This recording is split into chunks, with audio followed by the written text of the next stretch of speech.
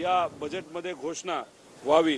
सारथी, बार्टी, महाज्योती आणि सर्व जे असे महामंडळ आहेत, नाही तर ज्या संस्था आहेत ज्याच्यातून सामान्य कुटुंबातल्या मुला मुलींना त्या ठिकाणी मदत केली जाते, ज्याला बजेट हे 200 कोटीच्या आसपास असतं, ते बजेट 700 कोटी प्रति संस्था त्या ठिकाणी घेऊन जाऊन कुठेतरी स्कॉलरशिप्स आणि ह्याच्यामध्ये वाढ ही सरकारली करावी अशी आमची मागणी आहे।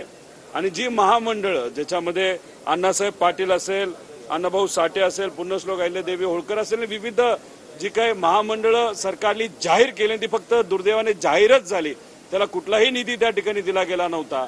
5 कोटी निधी दिला, मनुष्यबळ नव्हतं।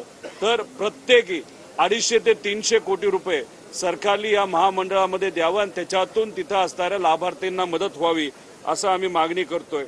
आशा सेविका असतील, अंगणवाडी सेविका असेल, तसंच जे आरोग्य विभागामध्ये काम करणारे सर्व लोक आहेत त्यांना तिथं मदत पगाराच्या बाबतीत आणि वेगळी योजना तिथं आणली गेली पाहिजे। आणि चोंडी हे जे गाव आहे जिथं पुण्यश्लोक अहिल्यादेवी होळकरांचा जन्म झाला, तर तिथे खूप मोठा निधी हा विकासासाठी देण्यात यावा असे विविध मागण्या आम्ही करणार आहोत। पण त्या मागण्या फक्त नाहीतर जे बजेटमध्ये सादर केलं जाईल फक्त बातमी व्हावी, नाहीतर हे विधानसभेचं इलेक्शन कसं तरी व्हावं यासाठी न होता खऱ्या अर्थाने ते लागू केलं पाहिजे, लगेच निधी त्या ठिकाणी दिला गेला पाहिजे अशी आमच्या सगळ्यांची त्या ठिकाणी मागणी असेल। आणि काल जो मी घोटाळा त्या ठिकाणी सांगितला होता त्यातलं कुठलंही काम या बजेटमध्ये अर्थमंत्री महोदयांनी सादर करू नये अशी विनंती या ठिकाणी मी करतो। आजी माजी मंत्री आहेत त्यांच्यामध्ये कुठेतरी जयंत पाटील आणि फडणवीस यांच्यामध्ये वार पाहायला मिळेल।